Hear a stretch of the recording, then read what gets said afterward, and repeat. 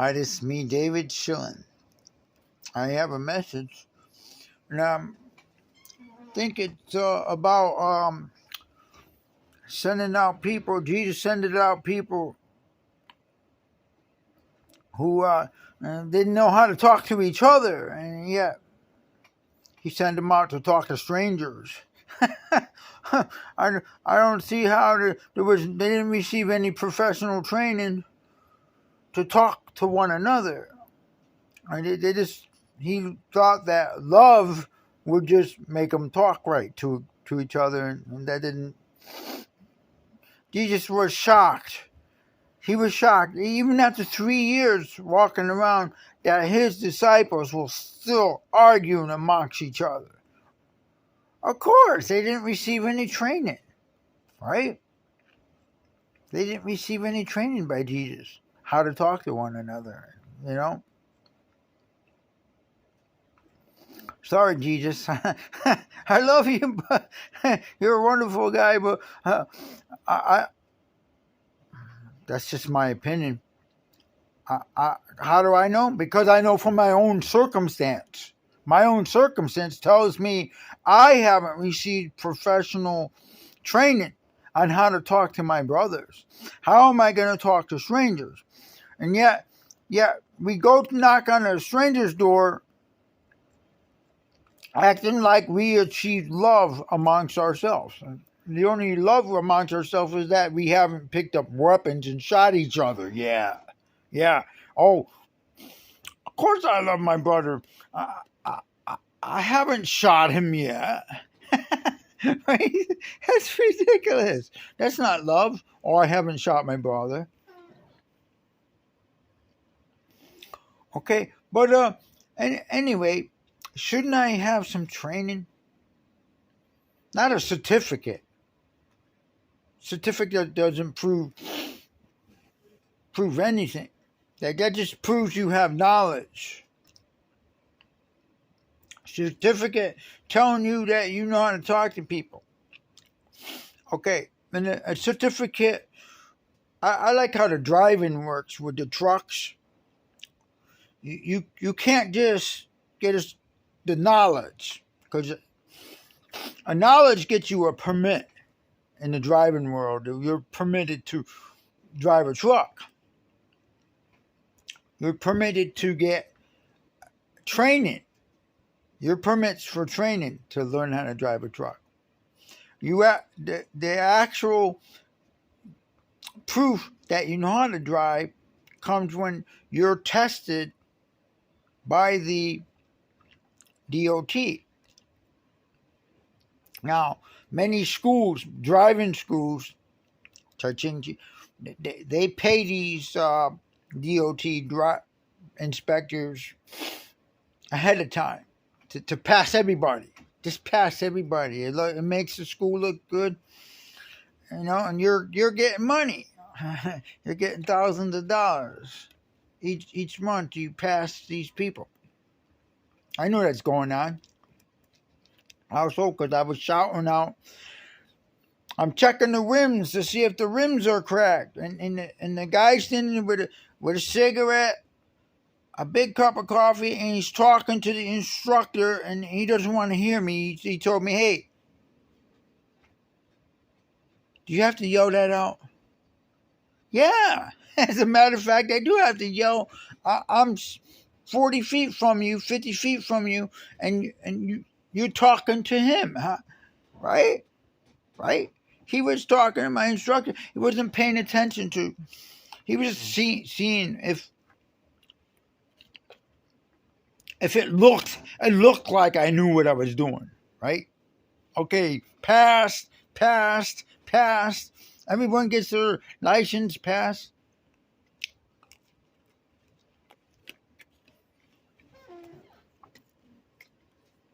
That's funny. One DOT officer pulled me over and said, "Hey, you got a broken U-bolt on this truck. How come you didn't know? You got a license? You don't deserve a license." I said, "Yes, I do. Here's why. I got my license from you. DOT department gave me my license. And you're part of the DOT that say I don't know what I'm doing. Inspector, I don't know how to inspect trucks, but that's not what the inspector said. I said, what do you mean? Yeah, the guy smoking a cigarette, drinking coffee, standing 50, 60 feet from me, talking to the instructor, and I'm yelling out stuff, and he told me to shut up. Yeah, he told me, be quiet. Be quiet.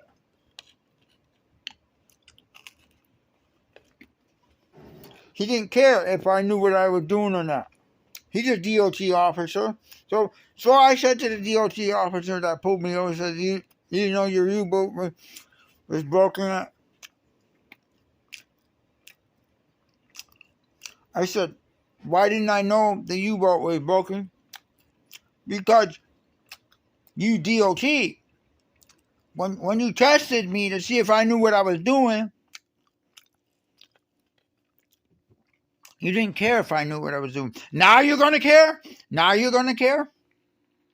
When you see the truck going like this, back and forth, and the U-boat's broken? Now you care? After people get killed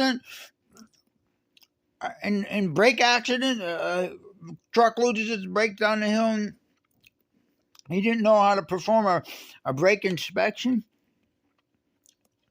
Now you care? After the people die? I said, it's too late to care, mister. You can't start caring now. You got to care. You DOT, you got to care at the schools, too.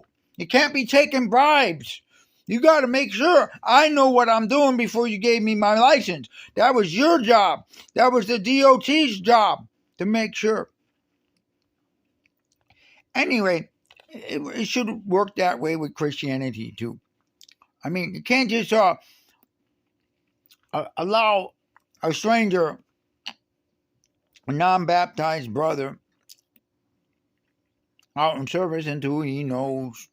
They got to be tested. I mean, I was never tested to see if I knew what I was talking about out in service before they let me out there. They're letting anybody out there. People that haven't received an accurate knowledge of the truth are knocking on the door. I don't get it. What's going on here, Jehovah? I mean, I love them. I love them, though they don't have the skill or to talk to strangers and stuff like that. I barely have the skill now, after 35 years. I'm a little bit better. But I'm not a professional, and I'm not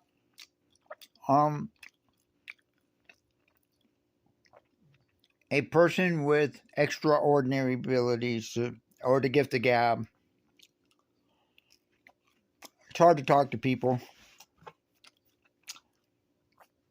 People these days, especially these days, are hard to talk to. They're harder to talk to than people back then.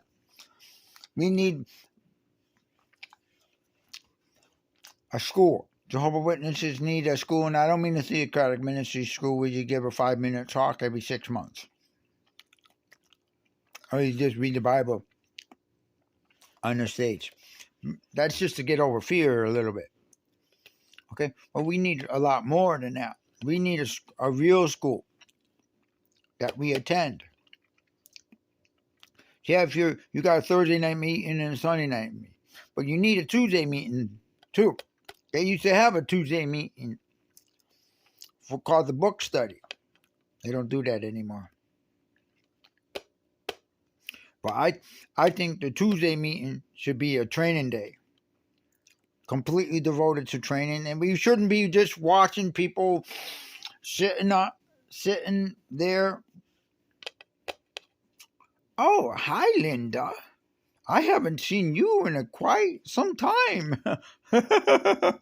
You know what I mean? It's ridiculous. Yeah. That's okay. That's okay. But it's not good enough. It's not good enough. We need more training. How do I know? Look at this video. Do I have training making videos? See, you're complaining right now about me complaining. You're complaining about my video being low quality and everything. see, that's just proof that I'm right. I'm right. We Jehovah's Witnesses need more training. We also need training to make videos that we can send to people so we can get real service time. This is my service time. I'm counting this as time because, hey, it's what we Jehovah's Witnesses need and people need who are not Jehovah's Witnesses yet. We need professional training. I'm telling you what you need to go out and service and talk to people about the good news of the kingdom. This is a part of your service. You're part of your training. Hello, how are you today? We're here to talk about God's kingdom. God's kingdom? Isn't God's kingdom the United States of America? How dare you come talk about a different kingdom other than the United States? Well, sir, it's called the good news about God's kingdom. And what's good about it? What's good about it? What's good about it? Huh? How dare you compare our kingdom, our great kingdom, that has given us free speech? Free speech where? You can't speak anywhere free these days. You get arrested. You get thrown in jail. There's more people getting thrown in prison for practicing their free speech here in America than there are in Russia. Russia, there's people on Facebook, maybe a couple thousand get arrested each month. And over in America, on Facebook, there's about, I don't know, maybe 50,000 people lose their jobs because of something they said on Facebook. There's no free speech. How is that free speech if your boss can fire you for something you said? Something you said. You can't fire people for something they said. It's supposed to be free speech. Anyway, in God's kingdom, you will have free speech. You're not going to lose your house, your job. Nothing's threatened. Perfect health. Perfect food.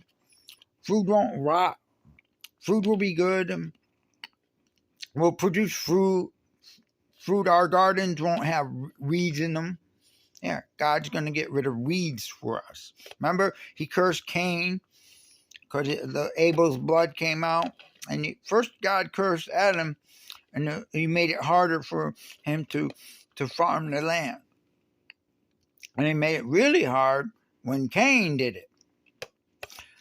But it was harder for Cain, not for Adam. Anyways, we need this. We need to learn to talk to people about, hey, it's good news because in God's kingdom, this will happen. This will happen. This will. You start showing the benefits of God's kingdom. Peace. Mankind will be at peace after Armageddon because in God's kingdom, all the wicked people will be gone. There will be no one to rise up and cause problems. No courtrooms. No nonsense. Only good people will be allowed there. People that have the law written in their hearts. No need for written laws.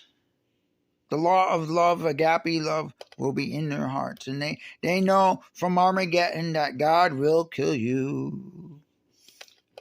So they don't start the bull. The bull.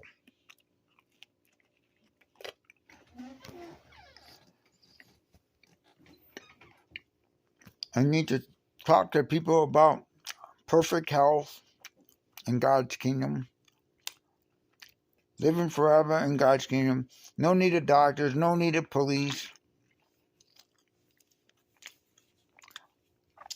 Oh, that's going to be boring. How did you know? Have you been there, sir? You could tell him that in the Bible, God's new kingdom coming that will replace these awful kingdoms who are bringing war. That's another thing. No more war. True peace and security will be in God's kingdom, not here. Men are not able to do such a thing as cause peace and security.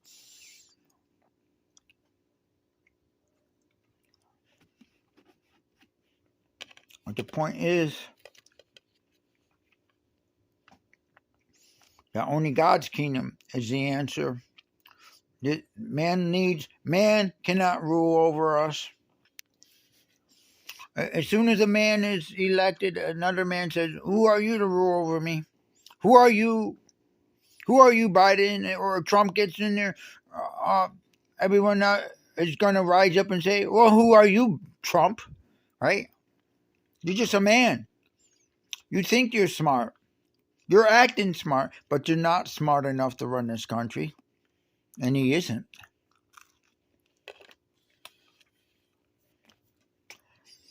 Jesus Christ, way smarter than Trump and Biden put together. He couldn't run this country. He can't. God, his father, Jehovah, couldn't run this country. God could do anything. No, he can't. He can't run the United States. No one can. Nobody can run this country. No one's smart enough. Not even God. It's doomed. This country cannot be saved. It can't be saved. All the governments on earth cannot be saved. The common destruction, the great tribulation is going to happen. See, it's going to be proven during the great tribulation that all mankind's governments lead to destruction. Self-annihilation. They build bombs to annihilate each other. How is that successful? Oh, that's successful rulership. No, it isn't successful rulership. It's rulership leading to the end of mankind. And Jesus said about the Great Tribulation that these governments have led us to. If it wasn't stopped, if the Great Tribulation was not stopped by God and Jesus, no flesh would survive. No flesh. They would kill even his Christians. They'd kill them all. And God has to interfere because they're going to kill us. And he's not going to allow that. He's not going to allow that to happen. God will allow the bad people to kill the bad people. And a few Christians, but he won't allow us to be totally annihilated. He will annihilate the governments first, and that's what Armageddon is about. Armageddon is not a nuclear war. Armageddon, if you read it, verse 15 of the 16th chapter, it says there's expressions expired,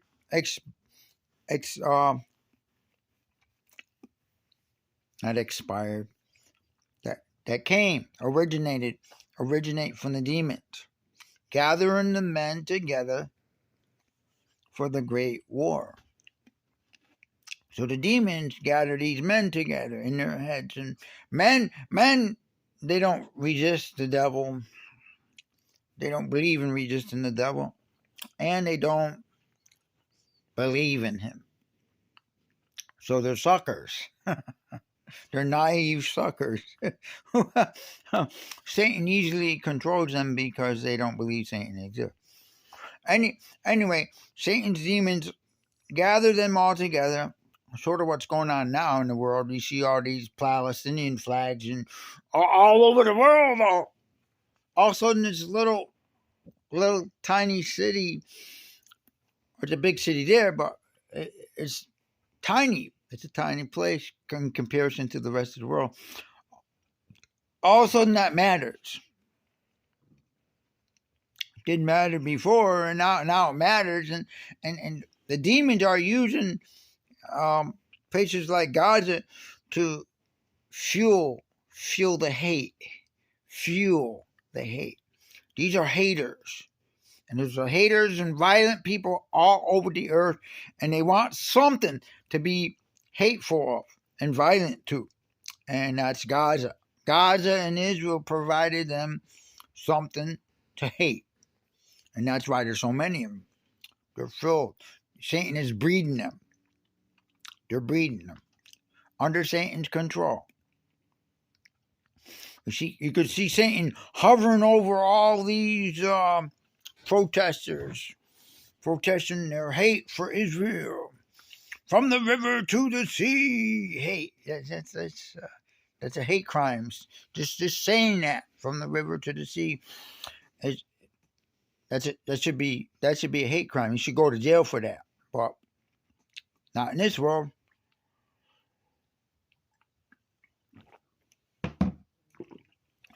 Breakfast. Anyways, you see how bad these people are. They're so bad. I'm saying that Jehovah's Witnesses need special training. Yeah, we do. We need more training. It's insufficient. It's insufficient training. 15 minutes training once a week, 15 minutes. We see people get up there and they talk to each other. Hello, Rosemary. I haven't seen you in 20 years. Oh, so nice to see you. Want to come over my house for some tea? That's not training. I'm talking we need some actual real training. You know what I mean? Not this fake training. Here's another proof we need training. I went out with some guy, John, Brother Seer, and while I'm handing the Rhinestone away to a guy, and he didn't put his hand out right away. I pulled my hand back, and it was my turn to talk. And he trespassed. He stepped in front of me and said a couple words to him, and the guy took his magazines. Why? He looks better than me? Oh, he's more skillful than me? Where's the love? Where's the love? What about love? Love don't matter? Oh, I didn't have the skill to place it? I wasn't done with my introduction yet, and he comes in and the guy would have taken my magazine because I had 5 houses before him take the magazines. All right? He placed 5 sets of magazines. I placed 5 sets of magazines. It was my turn to place my 6th magazine, and he wanted to prove he's better than me or something. See, that's not training. That's rude.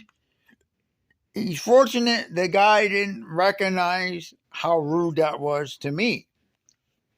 I say, hey, what are you doing? Don't you like respect your partner here? It's disrespectful of you to step in and try to place your magazines, and so he doesn't get a placement. It was disrespectful, selfish, and it's all because of your name. Your name appears on the field service report, and there's a place there. It says how many magazines you place, and they're still letting you put how many magazines you place, how many Bible studies, how many return visits. Now their hours are. You don't put your hours anymore. You just check a box. That's another thing. That's weird. That sounds like it's from Satan. Now you can just go out in 15 minutes. 15 minutes, you can check the box and keep all your privileges. You don't really have to be a Jehovah's Witness. You don't have to go out in service. You're not really. How are you a Jehovah's Witness if you just talk 15 minutes a month? That's not Jehovah's Witness. Jehovah's Witness talks. We talk wherever we go. We witness wherever we go. Almost all day. To many people. Jehovah's Witnesses don't talk 15 minutes. Now you're allowed to be Jehovah's Witness and keep all your privileges for just checking a box. See, they have to revoke that.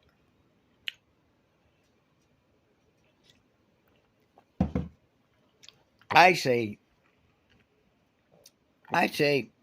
we don't put our names on a census, monthly census. We don't put our hours. We don't put our magazines. What we do for Jehovah. Right? If John Sear cuts in front of me, he doesn't look good because he can't write it down. He can't write it down to look better than me. See, that's why he's doing that. Cutting in front of me so he looks better to men. To look better to men, right? Anyway, where's the love? There's no love in that. I say we need professional training, don't you? That's ridiculous that people are out in service and they're sending pictures around the car and they're saying, oh, Brother Schillen, those pictures are not for you. I don't want you looking at my pictures in my party. Well, we're out in service. This is public service. This vehicle is no longer a private vehicle when it becomes a public service vehicle. This ain't privacy here. This ain't you at Dunkin' Donuts or McDonald's during break time showing people pictures. That's fine. You don't include me. At Dunkin' Donuts, you don't include me. You don't include me at McDonald's to look at the pictures. Your unloving deeds there. Your ungodly deeds of not showing me your pictures but showing all the other brothers. Picking on certain people in the Kingdom Hall. Anyway, see, they need to become professional preachers and not just preachers. And one of the first rules is when you go out in service, we're together, one group. It's not you. It's not about you in the car group. Hello, Jehovah's Witnesses. When you serve God out in service, it's not about you. It's not all about you. It's about other people. It's about saving lives.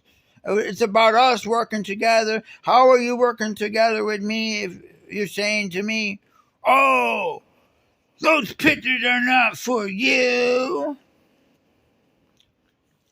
How are you with me? You're not with me. If you're disincluding me. You're not including me on the Christian experience. Some people want to erase the Christian experience for you, for certain people. Oh, you're not allowed to have the finer things of Christianity. Well, I'm gonna make a vendetta to purposely make sure that Brother Schillen doesn't have any fun. He's not invited anywhere. I'm going to tell everyone to not invite Brother Schillen to the party. Oh, I'm not coming to the party. How disgusting.